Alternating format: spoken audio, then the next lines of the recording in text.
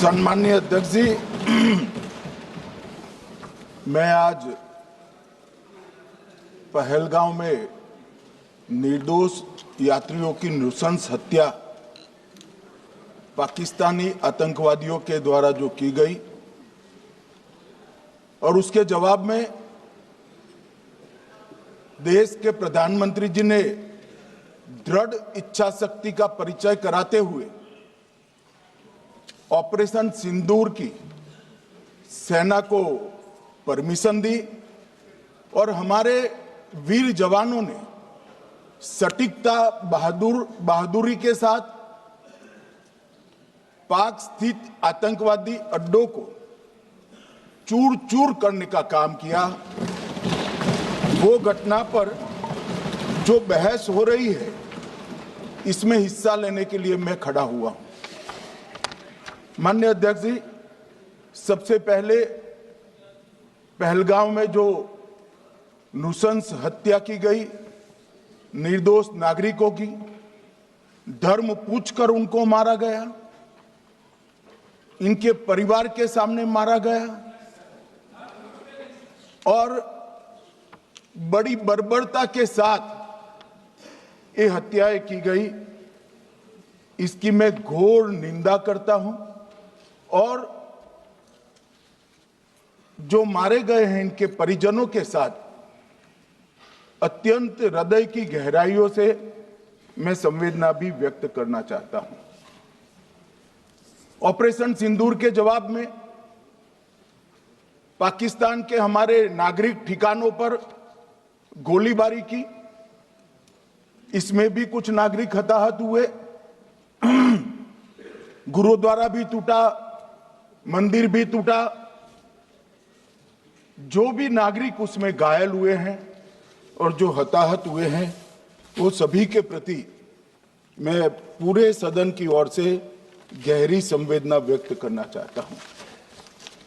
माननीय अध्यक्ष जी, कल से यहां पर पक्ष और विपक्ष दोनों की चर्चा चल रही है और स्वाभाविक है, जब इस तरह की नृशंस घटना घटे देश में, तब इस पर मुक्त चर्चा भी होनी चाहिए, चिंतन भी होना चाहिए, आगे न हो इसकी व्यवस्था की भी चिंता होनी चाहिए।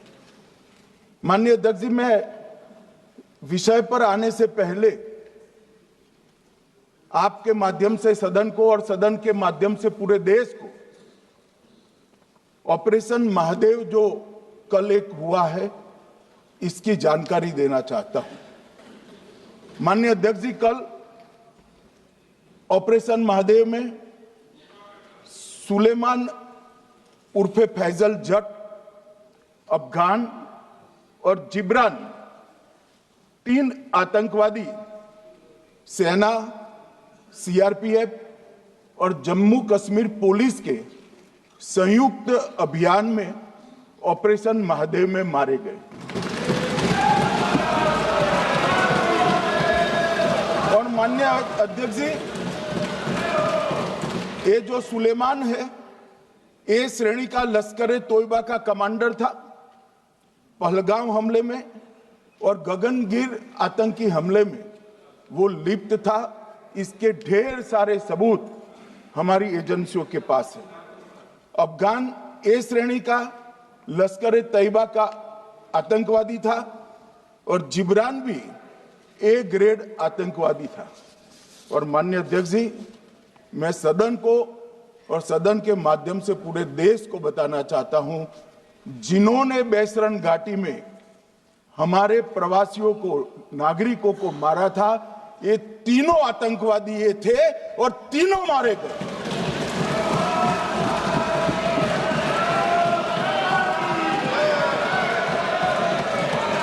और मान्यवर, मैं आज इस सदन के माध्यम से सेना के पैरा 4, सीआरपीएफ के सारे जवान जो अभियान में शामिल थे और जम्मू कश्मीर पुलिस के जो जवान थे, वो सभी को सदन और पूरे देश की ओर से बहुत बहुत साधुवाद देना चाहता हूं। माननीय अध्यक्ष जी, मैं इस ऑपरेशन महादेव के बारे में थोड़ा डिटेल में बताना चाहूंगा। ऑपरेशन महादेव की शुरुआत 22 मई 2025 को, एक प्रकार से तो जिस दिन हत्या हुई थी उसी दिन रात को 22 मई 2025 को हुई। जिस दिन हत्या हुई थी उसी दिन रात को एक सुरक्षा मीटिंग की गई थी जम्मू कश्मीर में। ये पूछ रहे थे, कोई गए नहीं, सिर्फ राहुल गांधी गए। अब आपकी आंख कौन से चश्मे से देख रही है मुझे मालूम नहीं। माननीय अध्यक्ष जी, 1 बजे हमला हुआ, मैं 5:30 बजे श्रीनगर में उतर चुका था। माननीय अध्यक्ष जी, अरे सुनो सुनो, मैं बताता हूँ ना 22 में, सुनो ना प्लीज, धैर्य रखकर सुनो, हमने आपको नहीं टोका है, सुनना पड़ेगा भाई, ऐसे नहीं चलेगा। माननीय अध्यक्ष जी, नहीं, पर बैठे बैठे मत बोलिए आप भी। माननीय अध्यक्ष जी, 23 अप्रैल को टिप्पणी मत करिए। एक सुरक्षा मीटिंग की गई। सभी सुरक्षा बल, सेना, CRPF, BSF, Jammu Kashmir police, और सबसे पहले उसमें निर्णय किया गया कि जो नृशंस हत्यारे हैं वो देश छोड़कर पाकिस्तान भाग न पाए, इसकी हमने पुख्ता व्यवस्था की और भागने नहीं। 22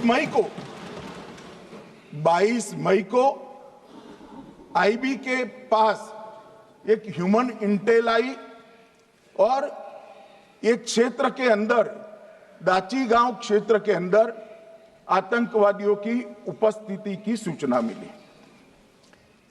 आईबी और सेना द्वारा दाचीकाम क्षेत्र में अल्ट्रा सिग्नल कैप्चर करने के लिए जो इंस्ट्रूमेंट हमारी एजेंसियों ने बनाए हैं, इसके द्वारा इस सूचना को पुख्ता करने के लिए मई से 22 जुलाई तक लगातार प्रयास किए गए। ठंड में ऊंचाइयों पर हमारे सेना के अधिकारी पैदल इनके सिग्नल प्राप्त करने के लिए घूमते रहे, आईबी के अफसर भी घूमते रहे, सीआरपीएफ भी घूमती रही, और मान्यवर 22 जुलाई को हमें सफलता मिली। सेंसर्स के माध्यम से आतंकवादी होने की पुष्टि मिल गई। तब 4 पैरा जो हमारी सेना का एक हिस्सा है, उसकी नेतृत्व में 4 पैरा के जवान, सीआरपीएफ के जवान और जम्मू कश्मीर पुलिस के जवान मान्यवर एक साथ ये आतंकवादियों को घेरने का काम किया। सेना, सीआरपीएफ, जम्मू कश्मीर पुलिस की मीटिंग भी की गई। जो 5 ह्यूमन एसेट से उनको भी वहां भेजा गया, और कुल मिलाकर कल जो ऑपरेशन हुआ, इसमें हमारे निर्दोष नागरिकों को मारने वाले तीनों आतंकी मौत के घाट उतार दिए। मान्यवर, तीनों के नाम मैंने बताए हैं, सुलेमान उर्फे फैजल जट, अफगान और जिब्रान। मान्यवर, वो तो एक आशंका थी कि यही लोगों ने घटना की है, मगर मैं बाद में एनआईए की जांच पर आता हूं, एनआईए ने पहले से ही इनको, जिन्होंने आसरा लिया था, वो लोगों को गिरफ्तार कर रखा था। उनको खाना पहुंचाने वाले लोगों को अपने कब्जे में रखा था। तो जब आतंकवादियों के शव श्रीनगर आए, इनसे पहचान कराई गई। 4 लोगों ने पहचान लिया, यही 3 लोग थे जिन्होंने पहलगांव में आतंकी घटना को, मगर हमने इस पर भी भरोसा नहीं किया। मान्यवर, कोई जल्दबाजी नहीं की। हमने जो आतंकी घटना स्थान से कारतूस मिले थे, वो कारतूस का एफएसएल रिपोर्ट पहले से करा कर रखा था, और चंडीगढ़ सेंट्रल एफएसएल के अंदर बैलिस्टिक रिपोर्ट के आधार पर उनका रिपोर्ट तैयार था। जब ये कल आतंकवादी मारे गए, इनकी 3 राइफलें पकड़ी गई। एक M9 अमेरिकन राइफल थी और 2 AK-47 राइफल थी। जो कारतूस मिले थे वो भी M9 और AK-47 के भी थे, मगर हमने इससे भी संतोष नहीं माना। ये राइफलों को एक विशिष्ट विमान के द्वारा कल रात को 12 बजे चंडीगढ़ पहुंचा गया और पूरी रात फायरिंग कर इसके भी खाली खोखे जनरेट किए गए। 2 खोखों का मिलान किया गया, राइफल की नाली और निकले हुए खोखों का भी मिलान हो गया। तब ये तय हो गया कि इन्हीं 3 राइफलों से हमारे निर्दोष नागरिक मारे गए। और मान्यवर, आज मैं सदन को बताते हुए बहुत खुश हूं। मोदी जी ने ऑपरेशन सिंदूर कर आतंकवादियों को जिन्होंने आतंकवादियों को भेजा था, उनके आकाओं को जमीन में मिलाने का काम किया था। सेना और CRPF ने वो आतंकवादियों को भी समाप्त कर दिया। और मान्यवर,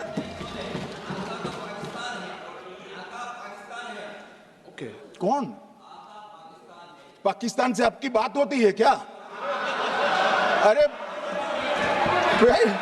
बैठ जाओ भाई।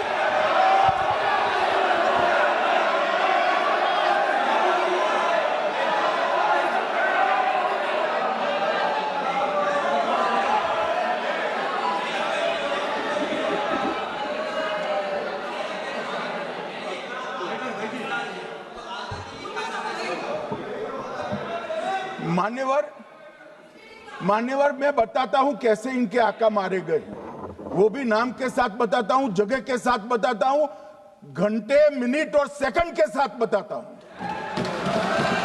मान्यवर, मैं तो अपेक्षा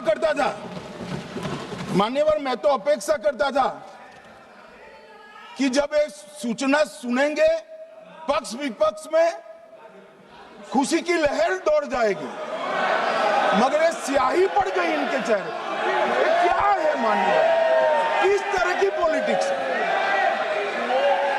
भाई, आतंकवादी मारे गए, आपको इसका भी आनंद नहीं है?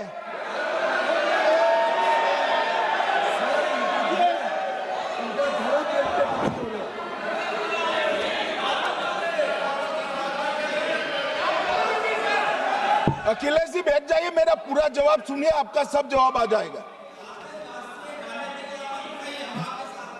भाई, आप आतंकवादियों का धर्म देखकर दुखी मत होइए।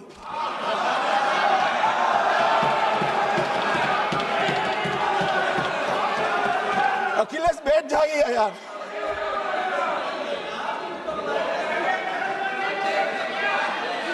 अखिलेश जी बैठ जाइए।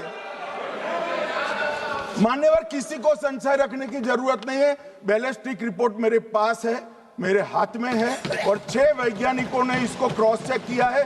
सुबह 4:46 पर फोन पर मुझे 6 ने वीडियो फोन पर कहा है कि 100% वही गोलियां हैं जो वहां चलाई। मान्यवर, ये हमारे देश की सेना, CRPF और जम्मू कश्मीर पुलिस, ये तीनों का एक साझा बहुत बड़ा कामयाबी है, जिस पर 140 करोड़ को नाज होना चाहिए, देश की जनता को नाज। मान्यवर, मैं तो गया था वहां पर जब ये घटना हुई। दूसरे दिन इनके परिजनों को मिला था। 6 दिन की शादी वाली बच्ची विधवा होकर मेरे सामने खड़ी थी। आज तक मैं वो दृश्य नहीं भूल सकता। मगर आज सारे परिजनों को मैं कहना चाहता हूं कि मोदी जी ने ऑपरेशन सिंदूर से भेजने वालों को भी मारा और हमारे सुरक्षा बलों ने जिनको भेजा था उनको भी मारा और एक ऐसा सबक सिखाया है कि आने वाले कई दिनों तक कोई ऐसी हिम्मत नहीं कर पाएगा। मान्यवर, मैं थोड़ा NIA की जांच के बारे में भी बताना चाहूंगा। मान्यवर, जिस दिन लश्कर-ए-तोयबा ने और इसके आउटफिट TRF ने इसकी जिम्मेदारी ली। उसी दिन हमने तय कर लिया था कि ये जांच NIA को सौंप दी जाएगी, क्योंकि NIA आतंकवाद के केसों की जांच के लिए, वैज्ञानिक तरीके से जांच करने के लिए और सजा कराने के लिए महारत हासिल की हुई विश्व मान्य एजेंसी है, जिसका सजा कराने का दर 96% से ज्यादा है। मान्यवर, हमने तुरंत ही इसकी जांच NIA को दे दी। हमने पूरी व्यवस्था की, सेना, BSF, CRPF और जम्मू कश्मीर पुलिस ने कि ये लोग देश छोड़कर भाग न जाए। और मान्यवर, इसकी जांच की शुरुआत हुई। एक थकाने वाली बहुत लंबी जांच हुई है। जांच के दौरान मृतक के परिजन जो साथ में थे, उनको सभी को चर्चा किए गया। पर्यटकों, खच्चर वालों, पोनी वालों, फोटोग्राफर, कर्मचारियों, विभिन्न दुकान में काम करने वाले लोगों, कुल मिलाकर 1055 लोगों की लंबी 3000 घंटे से ज्यादा पूछताछ इंफॉर्मेशन के लिए की गई और इस सबको वीडियो पर रिकॉर्ड कर दिया गया। और बाद में इसके आधार पर स्केच बनाया गया और ढूंढते 22/6/25 को एक बशीर की पहचान की गई और परवेज की पहचान की गई, जिन्होंने आतंकवादी घटना के अगले दिन आतंकवादियों को शरण दी थी। उनको अपने ढोक में रखा था। वो दोनों को गिरफ्तार कर लिया गया। अब वो हमारी कस्टडी में है। दोनों गिरफ्तार अपराधियों ने खुलासा किया कि 21/4/25 की रात को 8 बजे 3 आतंकवादी बेसरन से लगभग 2 किलोमीटर दूर स्थित परवेज ढोक में आए थे। आतंकवादियों के पास AK-47 और M9 कार्बाइन थी। जो 2 आतंकवादियों ने काली पोशाक पहनी थी और एक ने छद्म वेश किया था। खाना खाया, चाय पी और ढोक से निकलते वक्त कुछ खाना, नमक, मिर्च और मसाले लेकर वो चले गए। मान्यवर, उस वक्त हमने जिन खोखों को रिकवर किया था, इसको हमने चंडीगढ़ FSL में टेस्टिंग के लिए भेज दिया। और जब चंडीगढ़ FSL में टेस्टिंग के लिए भेजा गया तो वही राइफल से एप्को आतंकी हमला हुआ था, वो भी निश्चित हुआ। तो आज इसके साथ साथ दूसरे एप्को आतंकी हत्या को अंजाम देने वाले आतंकियों का भी इसके साथ ही समाप्ति हुई है, उनको मार दिया गया है। मान्यवर, और इसके बाद में स्केच बनाया गया। गिरफ्तार किए गए दोनों आरोपियों की माता जो थी, इन्होंने ये तीनों आतंकियों के मृतदेहों को पहचान लिया है। दोनों आतंकवादी घटना में साथ लेने वाले उनके साथियों ने भी पहचान लिया है। और अब उसकी FSL की पुष्टि भी आज सुबह 4 बजे हो गई थी। अब मैं जांच का पूरा ब्यौरा बताना चाहता हूं। मान्यवर, ये हमले में 3 पाकिस्तानी आतंकवादी थे। हमले में 2 AK-47 और 1 M9 कार्बाइन का प्रयोग किया गया था। और अब जो पकड़े गए हैं, इसके सुलेमान के कारण एप्को का मामला भी आज रिजॉल्व हो रहा है और आतंकवादियों को पनाह देने वाले 2 स्थानीय लोगों को भी इस केस में पकड़ लिया गया है। अब मान्यवर, कल पूछते थे कहां से आए, कहां गए, किसकी जिम्मेदारी है। भाई, जिम्मेदारी हमारी ही है, हम सरकार में हैं, हमारी ही जिम्मेदारी है। मगर मैं पूछता हूं, जब आप सरकार में थे तब क्या क्या हुआ था, इसकी जिम्मेदारी किसकी थी और क्यों निर्वहन नहीं किया, वो भी बाद में पूछूंगा। जरा धीरज से सुनना। मगर मान्यवर, मुझे एक बड़ा दुख हुआ। कल इस देश के पूर्व गृह मंत्री चिदंबरम जी ने सवाल उठाया कि क्या प्रूफ है कि ये आतंकवादी पाकिस्तान से आए। और मान्यवर, कब उठाया, जब संसद में चर्चा होने वाली थी, क्या कहना चाहते हैं चिदंबरम साहब? किसको बचाना चाहते हैं? पाकिस्तान को बचाकर आपको क्या मिलेगा? वो ये कह रहे हैं कि और क्या है, मत जवाब दो।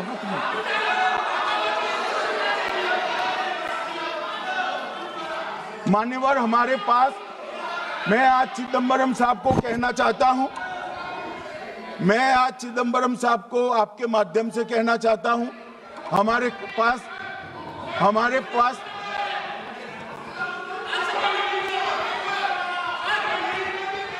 मान्यवर, हमारे पास प्रूफ है, वो भी मैं सदन के सामने रखना चाहता हूं कि तीनों पाकिस्तानी थे। 3 में से 2 के पाकिस्तान के वोटर नंबर भी आज हमारे पास उपलब्ध है।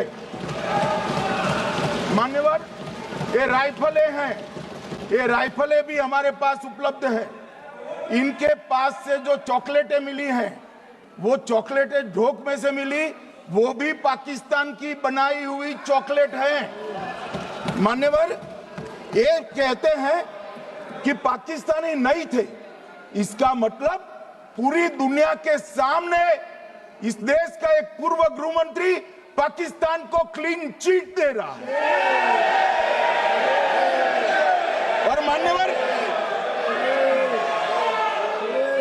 और मान्यवर, वो पाकिस्तानी आतंकवादी नहीं थे, ऐसा बोलकर श्री चिदंबरम अगर पाकिस्तानी आतंकवादी नहीं थे तो पाकिस्तान पर हमला क्यों किया, वो भी सवाल खड़ा कर रहे हैं। मान्यवर, आज पूरी दुनिया ने, हमारे संसद सदस्य गए थे, स्वीकारा था कि हमला पाकिस्तान ने किया है। और इस देश का गृह मंत्री जो कांग्रेस पार्टी से आता है, वो कहता है कि क्या सबूत है।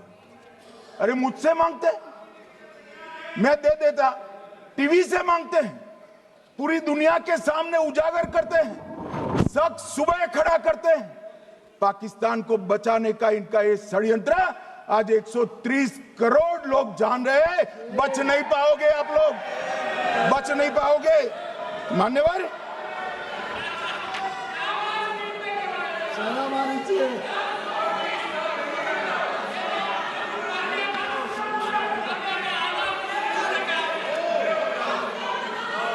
मान्यवर,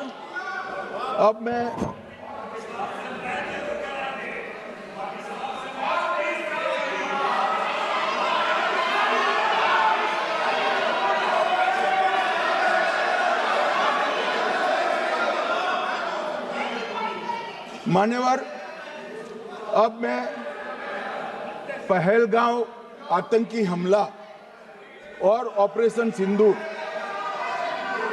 ये दोनों घटनाक्रम के लिए मान्यवर ये अभी से थक जाते हैं।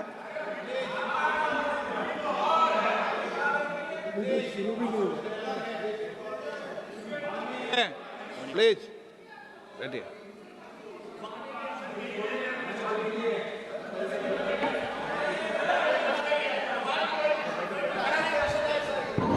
मान्यवर, मैं आपके माध्यम से कहना चाहता हूं, थोड़ा धैर्य रखे भैया, अभी तो शुरू हुआ है, अभी तो शुरू हुआ है। मान्यवर,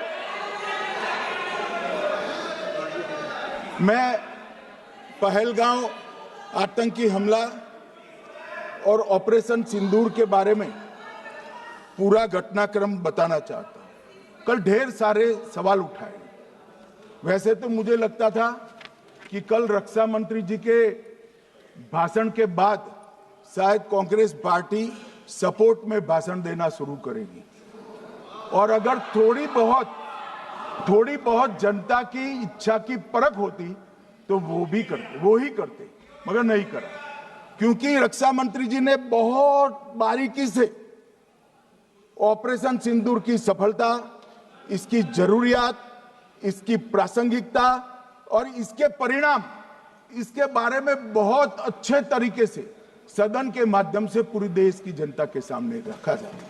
मगर फिर भी उन्होंने बहुत सारे सवाल किए। अब सवाल किए हैं तो मुझे जवाब देना भी पड़ेगा, उनको सुनना भी पड़ेगा। मान्यवर, मैं पूरा घटनाक्रम बताना चाहता हूं। मान्यवर, 22 अप्रैल को पहलगांव में आतंकवादी हमला हुआ। इसमें 26 लोग मारे गए, 25 भारतीय और 1 नेपाली नागरिक। हमने उसी वक्त मैं श्रीनगर जाने के लिए निकल गया। रात को ही सुरक्षा बलों की मीटिंग कर ये भाग न पाए इसकी व्यवस्था की। माननीय मोदी जी ने 23 और 30 अप्रैल को सीसीएस की मीटिंग चेयर की। ये कह रहे हैं, मैं आज बताना चाहता हूं कि सीसीएस की 23 अप्रैल की मीटिंग में क्या हुआ। सबसे पहला कांग्रेस पार्टी का ब्लंडर था सिंधु जल संधि, इसको स्थगित करने का काम नरेंद्र मोदी जी ने किया। हमने अटारी के माध्यम से एकीकृत जांच चौकी जो चलती थी उसको बंद कर दिया। पाकिस्तानी नागरिकों के सार्क वीजा को सस्पेंड कर सभी को वापस पाकिस्तान भेजने का काम किया। पाकिस्तान स्थित उच्चायोग में रक्षा, सैन्य, नौसेना के सलाहकारों को अवांछनीय व्यक्ति घोषित किया। संख्या को 55 से घटाकर 30 किया और सीसीएस ने ये संकल्प लिया कि जहां पर भी ये आतंकवादी छुपे हैं उनको और उनकी ट्रेनिंग करने वाले अड्डों को सेना, पुलिस, सीआरपीएफ, बीएसएफ उचित जवाब देगी। मान्यवर, जिस तारीख को ये हुआ उसी दिन ये निर्णय हो चुका। मान्यवर, इसके बाद में कल गोगाई जी कहते थे मोदी जी 24 को पहलगाम जाने की जगह बिहार गए। सुनो यार। मान्यवर, मोदी जी जब ये पहलगाम घटना हुई यहां नहीं थे, विदेश में थे। आने के बाद तुरंत सीसीएस बैठक की और मोदी जी जिस दिन बिहार गए उस दिन पहलगाम में कुछ नहीं, कोई नहीं था, सिर्फ राहुल गांधी थे। सारे लोग चले गए थे, सारे लोग वहां से अपने अपने ठिकाने पर चले गए थे। मगर इन्होंने एक बात कही, उस पर मेरी आपत्ति है। मान्यवर, उन्होंने कहा 24 अप्रैल को चुनावी भाषण किया। मान्यवर, देश का नेतृत्व करने वाले देश के प्रधानमंत्री की फर्ज होती है कि देश की संप्रभुता पर, देश के नागरिकों पर अगर ऐसा जघन्य हमला होता है तो जनता की भावनाओं के अनुरूप जवाब देना चाहिए। मान्यवर, मैं आज आपकी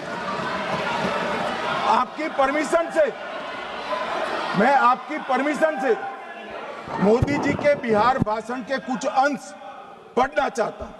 कोट अनकोट है। 22 अप्रैल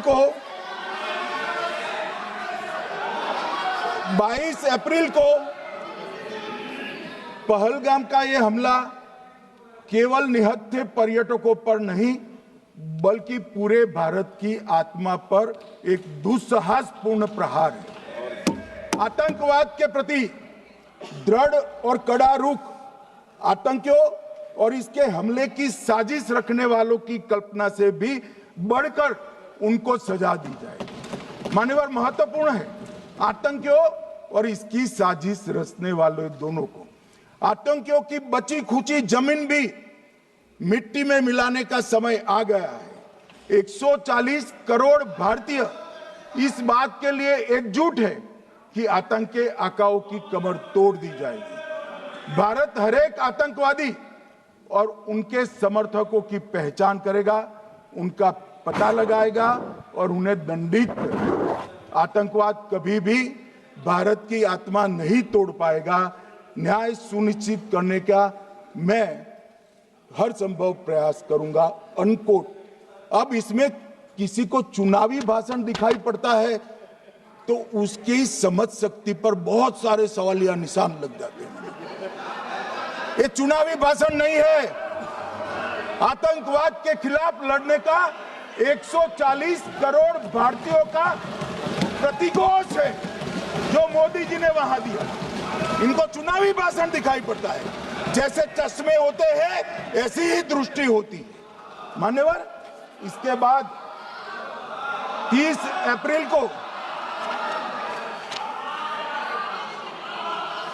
मान्यवर 30 अप्रैल को सीसीएस की बैठक हुई, पहले 23 को हुई थी। उसमें सशस्त्र बलों को पूर्ण ऑपरेशन की फ्रीडम दे दी गई। प्रधानमंत्री मोदी जी ने सीसीएस की उपस्थिति में रक्षा मंत्री, एनएसए और सेनाओं के प्रमुख के साथ बैठकर पूर्ण ऑपरेशनल फ्रीडम देने का काम किया और इसके बाद ये ऑपरेशन सिंदूर हुआ। मान्यवर, ऑपरेशन सिंदूर 7 मई को रात को 1:04 से 4 मिनट से 1:24 तक चला। उसमें पाकिस्तान के 9 आतंकी ठिकानों को ध्वस्त कर दिया और पूरी दुनिया ने इसके दृश्य देखे। साहब, इससे बड़ा संयमित हमला नहीं हो सकता। आजकल दुनिया में युद्ध चल रहे हैं, हम देख रहे हैं, बच्चे मर रहे हैं, महिलाएं मर रही, निर्दोष मर रहे। हमने 9 आतंकी अड्डों को समाप्त किया, परंतु एक भी सिविलियन नहीं मारा गया, केवल और केवल आतंकी मारे गए।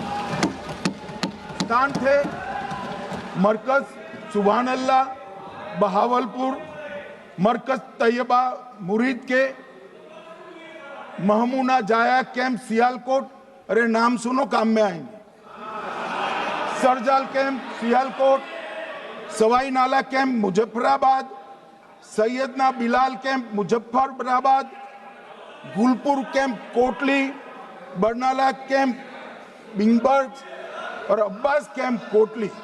मान्यवर, सर्जिकल स्ट्राइक और एयर स्ट्राइक में हमने पाक ऑक्यूपाई कश्मीर में ही हमला किया, एक प्रकार से भारत के हिस्से पर ही हमला किया।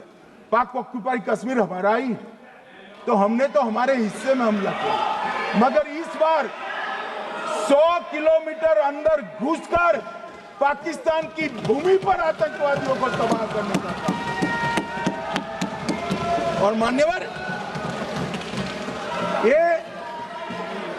ये आतंकी के ठिकानों पर हमला हुआ, इसमें मारा कौन गया?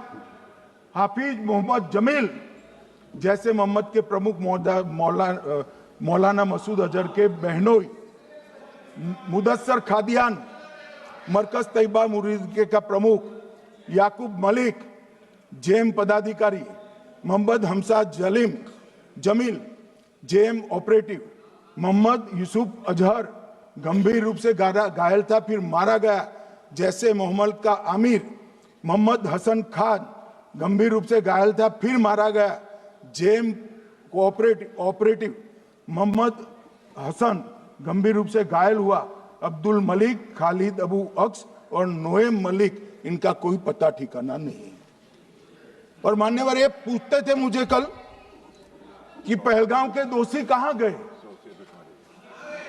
वो पहलगांव के दोषी कहां गए? ये जो मैंने, अरे सुनो ना यार, ये जो 10 मैंने नाम पढ़े हैं, इसमें से 8 ये चिदंबरम एंड कंपनी के समय में आतंकवादी घटना घटाने वाले लोगों को नरेंद्र मोदी जी ने मारा। ये हमें पूछते हैं कहां गए? अरे भाई, आपके समय में जो छुप गए थे उनको चुन चुन कर हमारी सेना ने समाप्त कर दिया है। और ये 10 नहीं, कल राजनाथ जी घबराते घबराते बोले हैं, अब ऑथेंटिक शब्द का है, मैं बढ़ा नहीं सकता, मगर कम से कम 100 लोगों को हमारी सेना ने समाप्त, 100 से अधिक लोगों को हमारी सेना ने समाप्त करने का काम। मान्यवर, और इस पर भी गर्व नहीं कर सकते आप, इस पर भी गर्व नहीं कर सकते।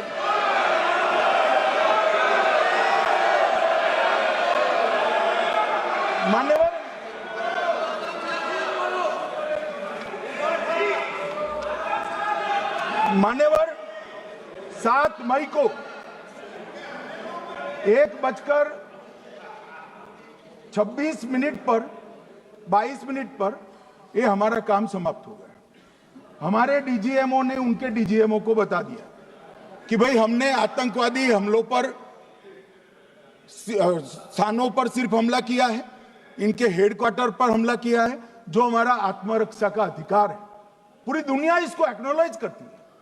ऐसा नहीं हो सकता है मनमोहन सिंह के समय की तरह कि वो आकर मारेंगे और हम चुपचाप बैठे रहेंगे और जाकर चर्चा करेंगे। ये नरेंद्र मोदी सरकार, ऐसा नहीं हो सकता। डोजियर भेजते रहेंगे। मान्यवर, उरी में हमला हुआ, हमने सर्जिकल स्ट्राइक किया। पहलगाम में हमला हुआ, एयर स्ट्राइक करा, और अरे पुलवामा में हुआ, एयर स्ट्राइक करा, और पहलगाम में हमला किया। 100 किलोमीटर अंदर जाकर 9 अड्डों और 100 से ज्यादा आतंकवादियों को समाप्त। मान्यवर, अब देखें, हमने तो हमला किया था पाकिस्तान स्थित टेररिस्ट ठिकानों पर। अब पाकिस्तान से गलती हो गई। टेररिस्ट ठिकानों पर जो हमला किया था उसको वो अपने पर का हमला मान बैठे और पूरी दुनिया में कहते थे कि हमारा टेररिज्म से कोई लेन देन नहीं है। ये तो अब ऐसे ही ग्रुप करते, हम तो विक्टिम है, जो मनमोहन सिंह ने सर्टिफाइड भी कर दिया था कि ये भी विक्टिम है। मान्यवर, मगर दूसरे दिन इनकी श्रद्धांजलि का कार्यक्रम हुआ और पाकिस्तान को मालूम नहीं पड़ा कि ये पूरी दुनिया देखेगी। सेना के आला अफसर उनके नमाजे जनाजा में उपस्थित हुए, उनके जनाजे को कंधा दिया और ये सारे आतंकवादियों के जनाजे के जुलूस के अंदर पाकिस्तानी सेना, इनके अफसर, आईएसआई के अफसर, वहां की पुलिस के अफसर अश्रुभीनी आंख के साथ जुड़े थे। और मान्यवर, ये सिंदूर ने पाकिस्तान को पूरी दुनिया में एक्सपोज कर दिया कि पाकिस्तान के अंदर टेररिज्म स्टेट स्पॉन्सर्ड टेररिज्म है। ये पूरी तरह से, मान्यवर, पूरी तरह से एक्सपोज हो गया। 8 मई को पाकिस्तान ने हमारे रिहायशी इलाकों में हमला किया, हमारे सेना के अड्डों पर हमला किया, मगर एक भी मिसाइल से उनका कुछ नुकसान नहीं कर पाई। बहुत नजदीक से की हुई गोलाबारी के कारण हमारे एक गुरुद्वारा टूटा, एक मंदिर टूटा, कुछ हमारे नागरिक हताहत हुए। और दूसरे दिन 9 मई को मोदी जी ने सेना को हुक्म दिया, एक मीटिंग करी, राजनाथ जी, मोदी जी, एनएसए, सेना के सारे अध्यक्ष, और जवाब देने का तय किया और उनके 11 एयरबेस को क्षतिग्रस्त करने का काम किया। मान्यवर, 8 एयरबेस इतने सटीक तरीके से तोड़े गए, पाकिस्तान की पूरी एयर डिफेंस सिस्टम धरी की धरी रहेगी, कुछ नहीं कर पाई। नूर खान चकलाला एयरबेस तोड़ दिया गया, मुरीद तोड़ दिया गया, सुगुर्दा तोड़ दिया गया, रफीकी तोड़ दिया गया, रहीम यार खान तोड़ दिया गया, जकोबाबाद तोड़ दिया गया, सुक्कुर और भोलारी भी तोड़ दिया। और सुक्कुर, लाहौर, अरिफवाला, चुनेन, जकोकाबाद और नया चोर, ये 6 रडार सिस्टम भी उनके पूरी तरह से ध्वस्त कर दिए। 2 surface to air guided weapon Lahore और ओकारा में इनका जखीरा भी समाप्त कर दिया गया। और मान्यवर, ये हर चीज में पॉलिटिक्स करते, हर चीज में। जब उन्होंने हमारे रिहायशी इलाकों पर हमला किया, फिर भी हमने इनके रिहायशी इलाकों पर हमला नहीं किया, सिर्फ इनके एयरबेस और एयर डिफेंस सिस्टम को निशाना बनाया और उनकी आक्रमण करने की क्षमता को पंगु कर रख दिया। हमारी पूरी सेना, पूरी वायुसेना, पूरी नौसेना अक्षुण्ण थी और उनकी हमला करने की क्षमता को हमने छिन्न विछिन्न कर दिया। पाकिस्तान के पास शरण में आने के अलावा और कोई चारा ही नहीं था। मान्यवर इसलिए 10 मई को डीजीएमओ ने, पाकिस्तान के डीजीएमओ ने भारत के डीजीएमओ को फोन किया और 5 बजे हमने इस संघर्ष को विराम किया। अब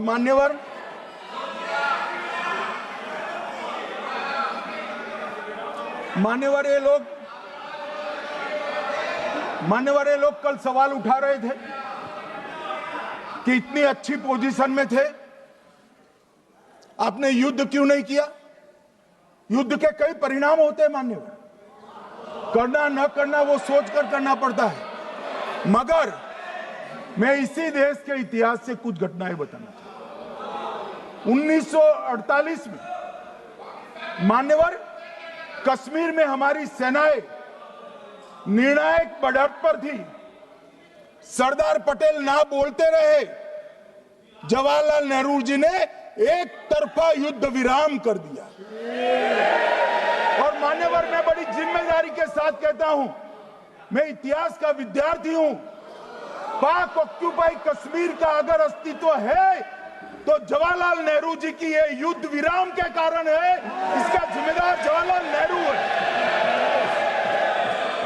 मान्यवर 1960 में सरदार पटेल ने विरोध किया था, गाड़ी लेकर आकाशवाणी तक गए थे, घोषणा न करते दरवाजे बंद कर दिए थे। मान्यवर 1960 में सिंधु जल पर भौगोलिक व रणनीतिक रूप से हम बड़े मजबूत थे और उन्होंने सिंधु समझौता क्या किया? 80% भारत का पानी पाकिस्तान को दे दिया।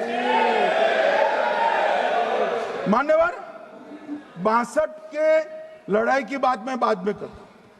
65 की लड़ाई में हाजीपीर जैसे स्ट्रेटेजिक जगह पर हमने कब्जा किया था, 66 में उसको लौटा दिया गया। मैं 71 के युद्ध की भी बात करना चाहता हूं। मान्यवर 71 में कल राजनाथ जी ने भी बताया, पूरे देश ने इंदिरा जी का समर्थन किया। उन्होंने पाकिस्तान के 2 टुकड़े कर दिए। बहुत बड़ी विजय थी भारत की और सदियों तक भारत इस विजय पर गर्व करेगा। हम सब भी करते हैं, हमें कोई आपत्ति नहीं। मगर हुआ क्या मान्यवर? युद्ध की विजय की चकाचौंध में क्या हुआ? 93 हजार युद्ध बंदी हमारे पास थे, 93,000 और 15,000 वर्ग किलोमीटर क्षेत्र पाकिस्तान का हमारे पास था। 93,000 युद्ध बंदी उस वक्त की पाकिस्तान की सेना का 42% और 15,000 वर्ग किलोमीटर क्षेत्र। मगर शिमला में समझौता हुआ, पाक ऑक्यूपाई कश्मीर मांगना ही भूल गए। अगर उस वक्त पाक ऑक्यूपाई कश्मीर मांग लेते, न रहेगा बांस न बजती बांसुरी। ये कैंप तोड़ने की जरूरत न पड़ती साहब आपको, हमको। मान्यवर इतना ही नहीं, पाक ऑक्यूपाई कश्मीर तो नहीं लिया, मांगना ही भूल गए। 15,000 वर्ग किलोमीटर की जीती हुई भूमि भी वापस दे दी। तय हुआ था पाकिस्तानी नरसंहार के लिए युद्ध अपराध न्यायाधिकरण बनेगा, नहीं बना। सेना ने पूर्वी पाकिस्तान में नरसंहार किया था। 195 पाकिस्तानी अधिकारियों पर मुकदमा चढ़ना था। भुट्टो अपने साथ इंदिरा जी के सामने से छुड़ा कर ले गए। जनरल मानेक शॉ का एक कोट अनकोट कहता हूं, जनरल मानेक शॉ का, जो एक प्रकार से आर्किटेक्ट माने जाते हैं बांग्लादेश विजय के, इन्होंने कहा कि भुट्टो ने भारत के नेतृत्व को मूर्ख बनाया। अब जो शब्द है, मैं आप कोट अनकोट है, इसमें मेरा कुछ नहीं है, ये लोग गुस्सा न हो सकते। I told her into bracket Indira Gandhi, Indira ji को कहा that he into bracket Bhutto के लिए, he has made monkey out of you. समझ में आता है? ये फील्ड मार्शल साहब ने कहा है मान्यवर, और ये हमें सिखा रहे हैं। ये नहीं किया, वो नहीं किया, फलाना नहीं किया, ठिकाना नहीं किया। अरे भाई, आप तो पाकिस्तान को क्लीन चिट दे रहे हो कि पाकिस्तान ने हमला ही नहीं किया है। क्या अधिकार है आपको पूछने का? कोई अधिकार नहीं है। साहब देखिए क्या होता है। मैंने कहा पाकिस्तान को क्लीन चिट दे रहे हो, तो कनी मोदी जी कह रही है कि नहीं, हम नहीं दे रहे। कनी मोदी जी, माननीय अध्यक्ष जी, आपके माध्यम से मैं कनी मोदी को बताना चाहता हूं, माननीय सदस्य जी को, कि वो कह रही है हमने नहीं दिया, मगर जिसके साथ बैठते हो उसका दोस्त तो आपके सर पर आएगा ना। चिदम्बरम जी कर रहे हैं, आपके राज्य से है, कांग्रेस के प्रमुख नेता है। देश के पूर्व गृह मंत्री कह रहे हैं कि पाकिस्तान ने आतंकवादी नहीं भेजे थे। क्या क्लीन चिट देना चाहते? किसी को अधिकार नहीं है साहब यहां आतंकवाद पर बोलने का, किसी को अधिकार नहीं। मान्यवर, मैं अब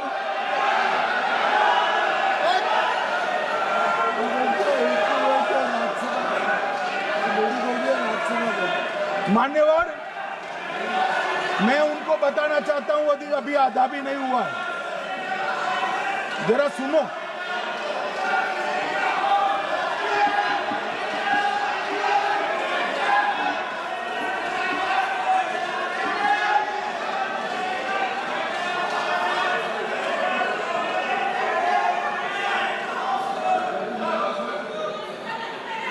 मान्यवर,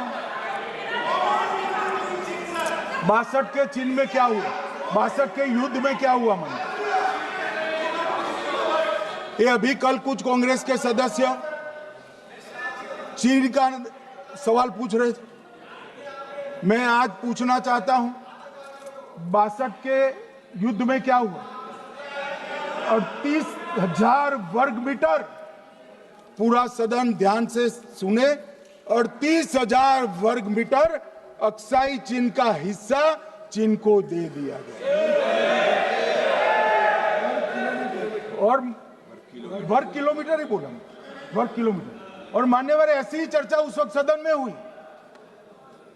मैं तो बड़ी गंभीरता से जवाब दे रहा हूं, मुझे बोलने नहीं देते। जवाहरलाल नेहरू जी ने क्या कहा? वहां घास का एक तिनका भी नहीं उगता है, वो जगह को क्या करो। तो एक संसद सदस्य ने, नेहरू जी का सर मेरे जैसा था, महावीर प्रसाद त्यागी जी ने कहा कि आपके सर पर भी एक बाल नहीं, वो चीन बेच दे क्या? मान्यवर इस तरह से जवाब देते थे, नॉन सीरियस टाइप के जवाब। और कल गोगोई जी बड़ा बड़ा उछल उछल कर बोल रहे थे। अरे गोगोई जी, आपको मालूम है उन्होंने चीन के बारे में, आसाम के बारे में क्या क्या था?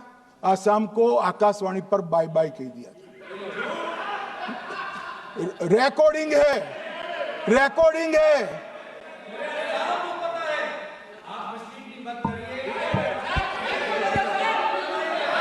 मान्यवर, मैं भी सहमत हूं, मैं भी सहमत हूं, पूरे आसाम को पता है। मान्यवर,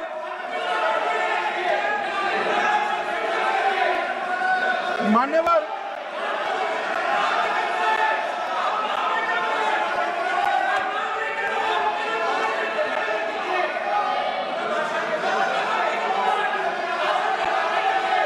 मान्यवर, मुझे मालूम है पूरे आसाम को पता है, इसीलिए तो वो विरोध पक्ष में बैठे हैं वहां पर आसाम में, पूरे आसाम को पता है। और मान्यवर,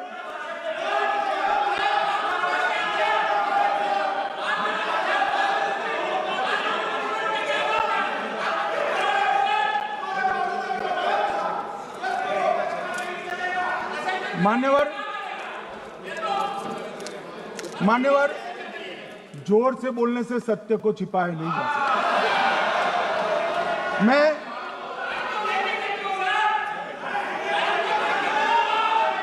मान्यवर, मैं selected works of Jawaharlal Nehru series volume 29 पृष्ठ 231 पर से एक जवाहरलाल नेहरू जी के पत्र को कोट करना चाहता हूं।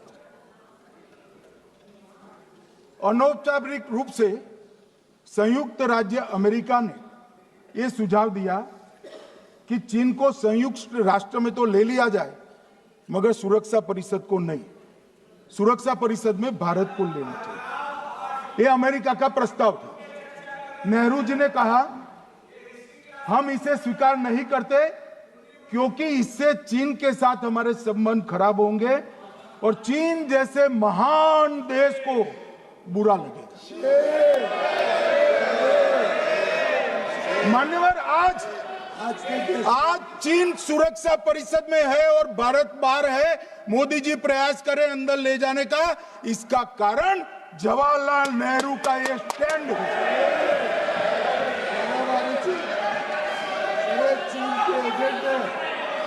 और मान्यवर, ये तो पीढ़ी दर पीढ़ी चलता आ रहा है। राजीव गांधी फाउंडेशन ने चीन के साथ एमओयू कर दिया।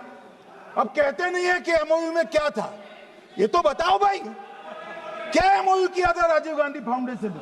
और जब डोकलाम में हमारे सेना के जवान चीन की सेना के सामने आंख में आंख डालकर बैठे थे, वो चीन के राजदूत के साथ राहुल गांधी मीटिंग कर रहे थे। ये मान्यवर, ऐसा नहीं है। जवाहरलाल नेहरू, सोनिया गांधी, राहुल गांधी, तीन पीढ़ी तक के चीन का प्रेम उतरता जा रहा है। मान्यवर,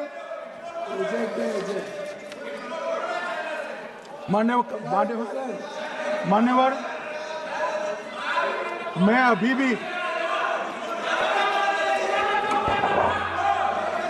भी एक बात इस महान सदन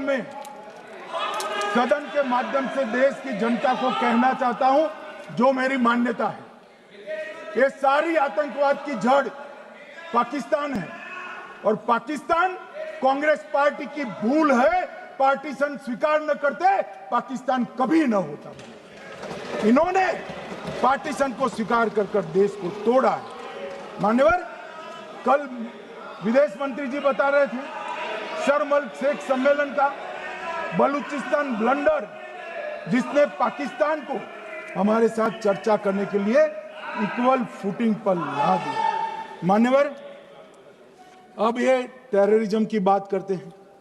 मैं इसमें भी पूरे देश की जनता को टेररिज्म की विगत 20 साल की स्थिति से अवगत कराना चाहता हूं।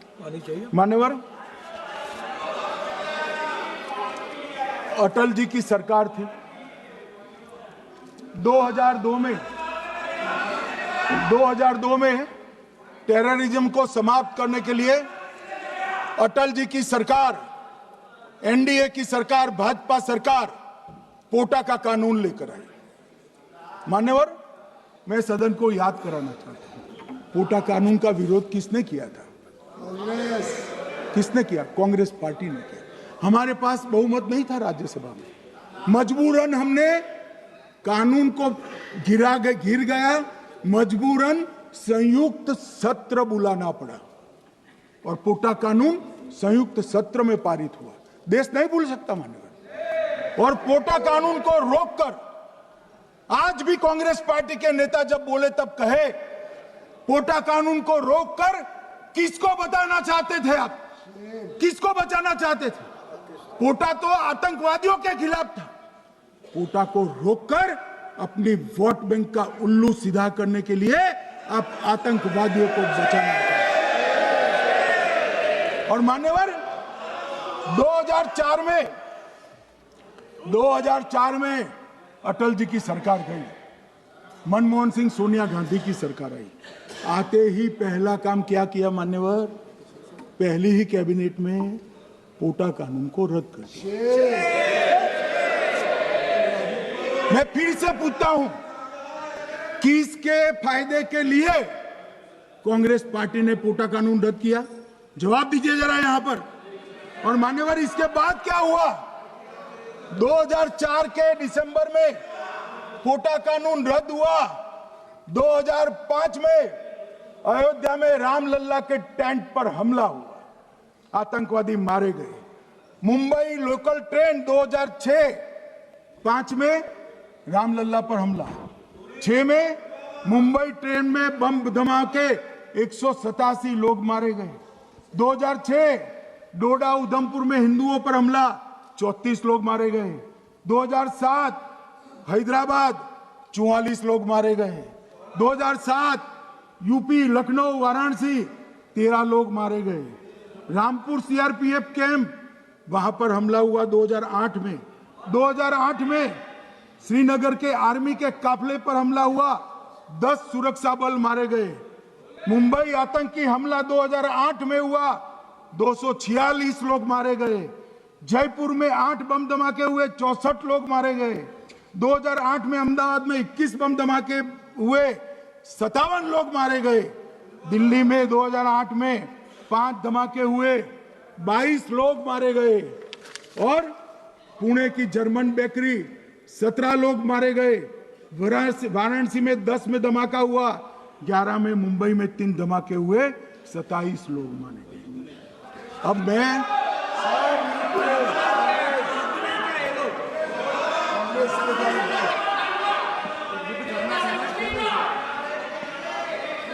मान्यवर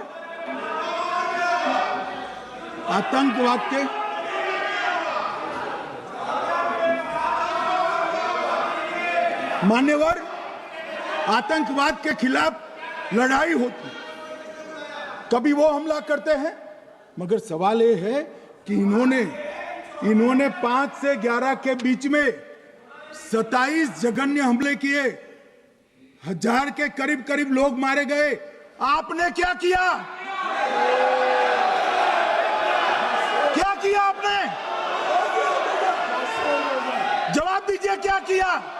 और मैं राहुल गांधी जी को चैलेंज देना चाहता हूं, इन्होंने इस आतंकवादी हमलों के खिलाफ उनकी सरकार ने जो कदम उठाए, यहां खड़े रहकर हिम्मत से बताए देश की जनता को, कुछ नहीं किया मान्यवर। ये यहां से आतंकवादियों की फोटो पाकिस्तान भेजते रहे, डोजियर भेजते रहे। और मान्यवर ये कहते हैं कि आपके समय में भी हमले हुए। मैं उनको अंतर समझाना चाहता हूं, वो देख नहीं पा रहे। मान्यवर, हमारे समय में जो भी आतंकवादी घटना हुई, पाक प्रेरित और कश्मीर सेंट्रिक हुई। देश के हिस्से में 2004 से 2014 से 2025 तक एक भी घटना नहीं हुई है मान्यवर। ये नरेंद्र मोदी सरकार है मान्यवर। और कश्मीर में भी आज स्थिति ऐसी हुई है, उनको पाकिस्तान से आतंकवादी भेजने पड़ते हैं।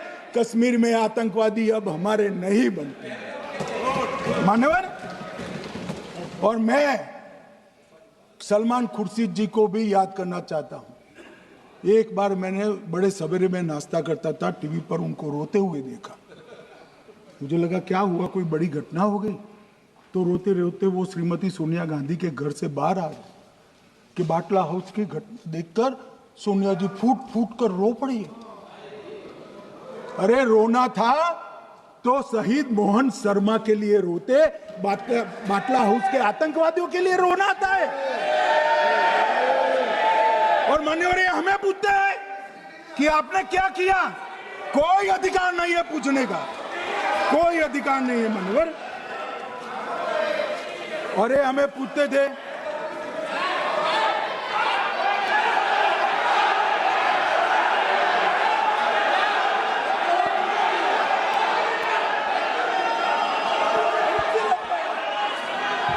मान्यवर, अभी 25% बाकी।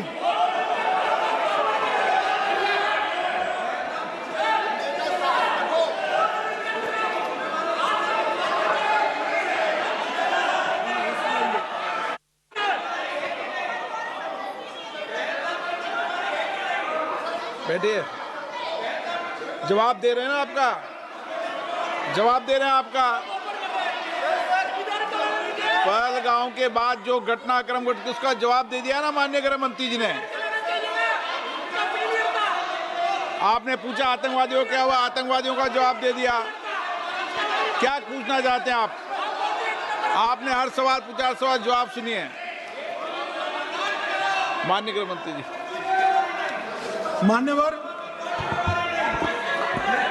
मान्यवर इन लोगों को कल ऐसा था कि ये जो बैसरन के गुनेगार है वो पाकिस्तान भाग गए, तो बड़े आवाज से पूछते थे भाग गए भाग गए भाग गए, गृह मंत्री क्या करता है, जिम्मेदारी ले। हमारी तो सेना ने ठोक दिया, सीआरपीएफ ने ठोक दिया मान्यवर। अब मेरा तो जवाब बनना ना देता है ना वो मांगना बनता है, मगर मैं उनको कुछ पूछना चाहता हूं।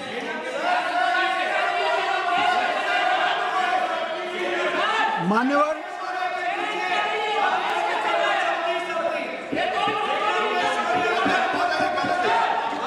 प्लीज, मारेगी तो सेना है ना, सेना अब ऐसे भी मारेगी ना,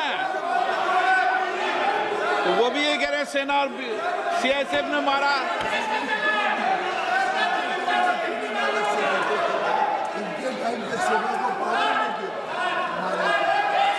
मान्यवर ये कहते हैं, साहब इसको बिठाओ जरा।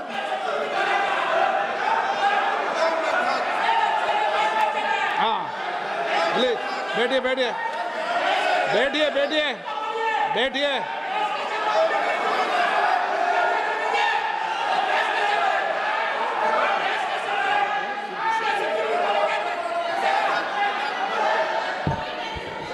सबको मान्यवर, ये लोग मुद्दा उठाना चाहते हैं तो जरूर उठाए। मैं आज सुबह ही सलमान खुर्शीद जी का वो इंटरव्यू मेरे मोबाइल में रिजर्व कर आया हूं। आप जब भी कहोगे ये पूरे टीवी पर बताने के लिए मैं तैयार सेव कर आया हूं। इनकी इच्छा है तो कल एक समय तय करिए, यहां बता दीजिए चारों टीवी में, और देश की जनता भी देख ले।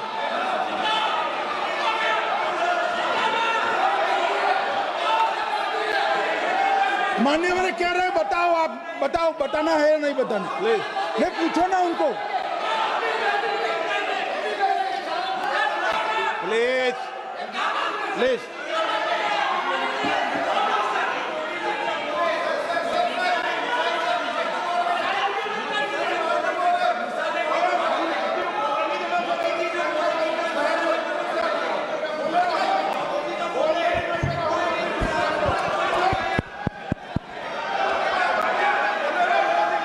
बिट्टू बैठ जा।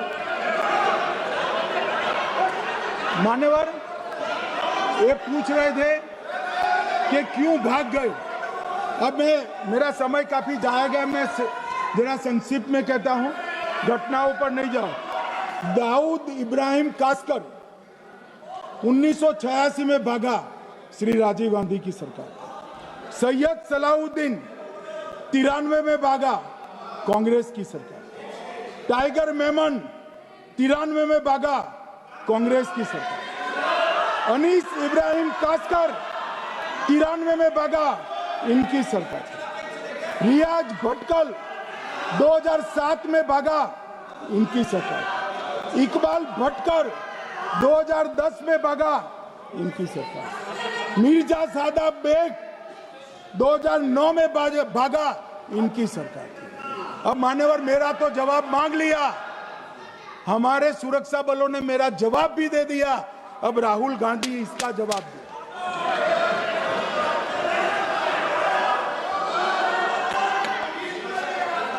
मान्यवर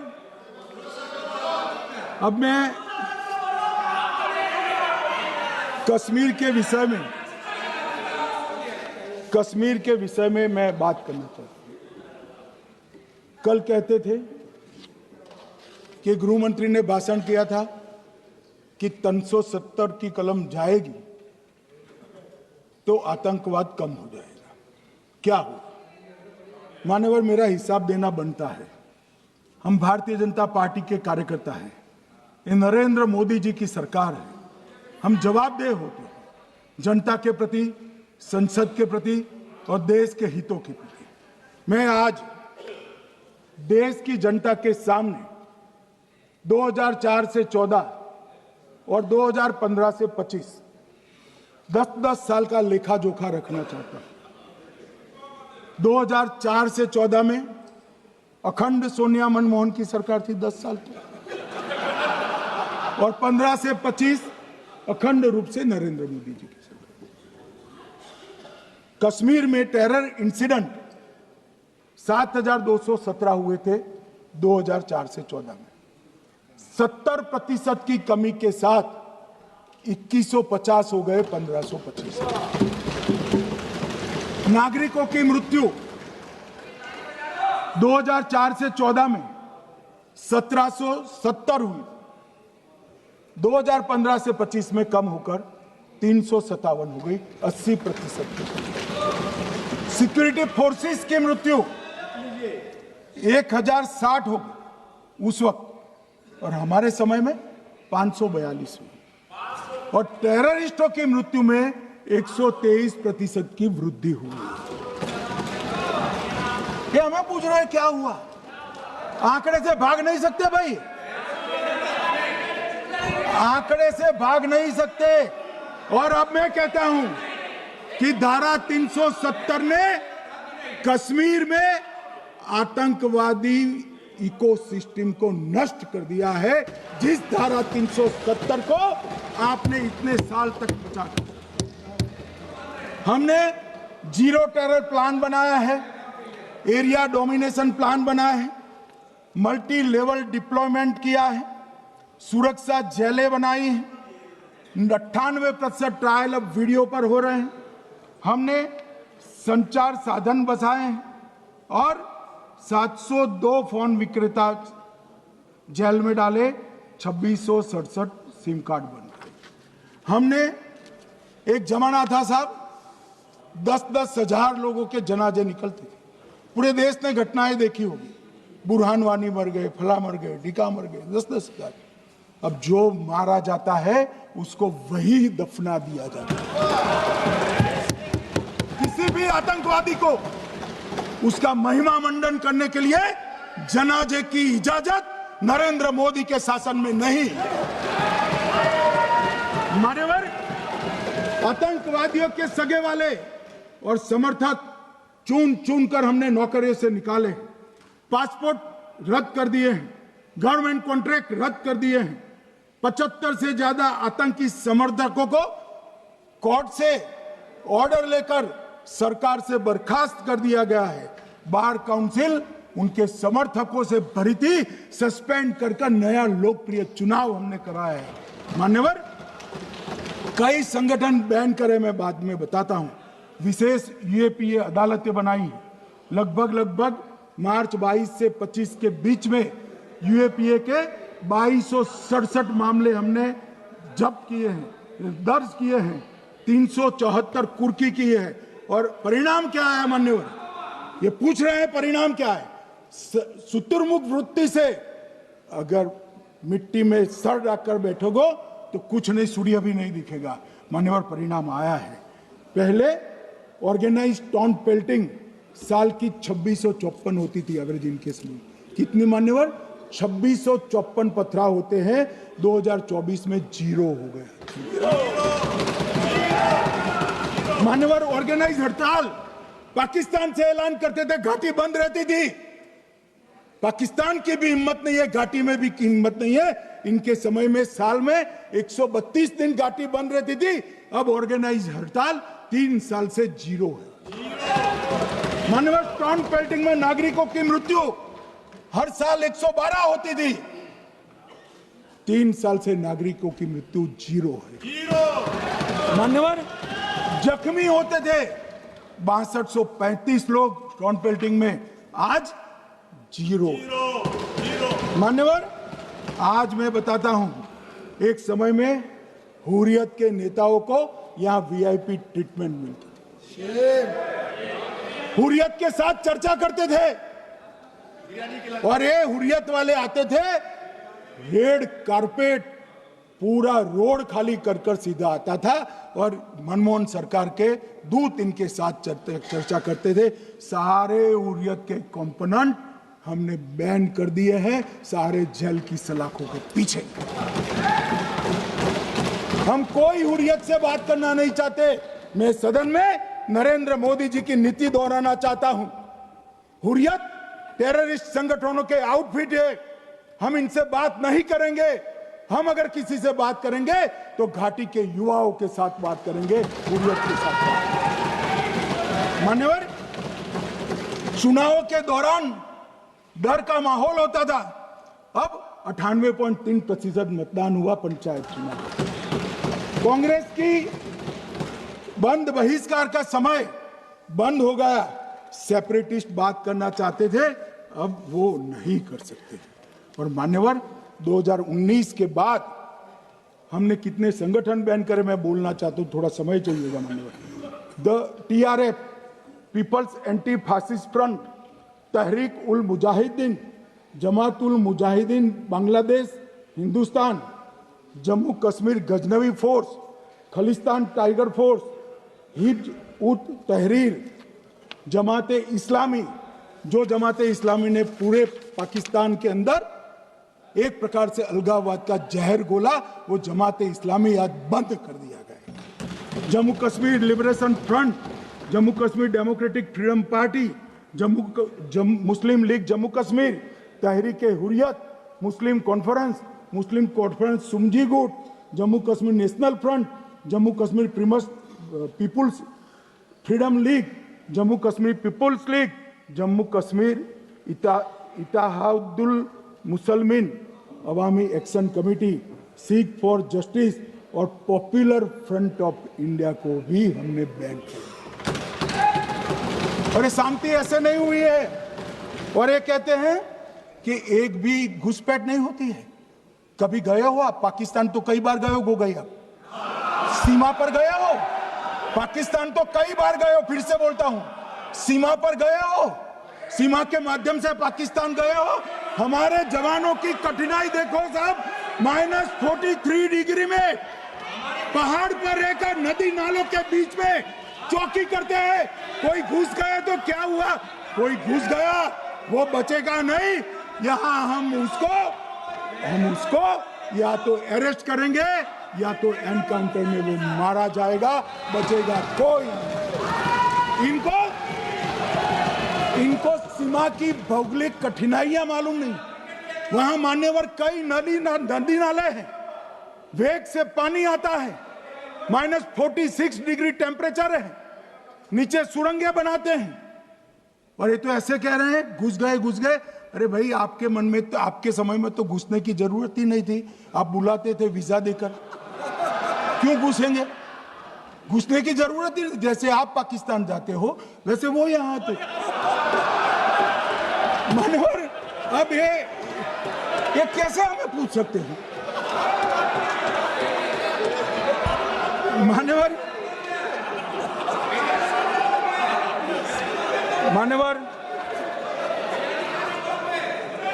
मैं समझ रहा हूं,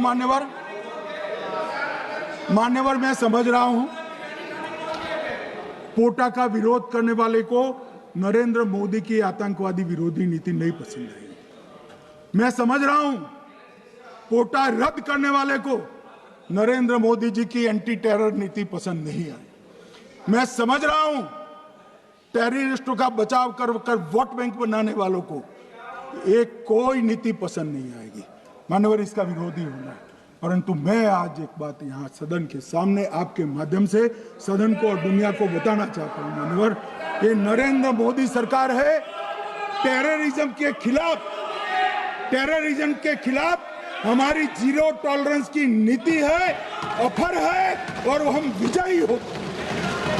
और मान्यवर, मैं फिर से अंत में ऑपरेशन महादेव में जुड़े हुए सेना, CRPF और जम्मू कश्मीर पुलिस के सभी जवानों को 2 हाथ जोड़कर प्रणाम कर बहुत साधुवाद।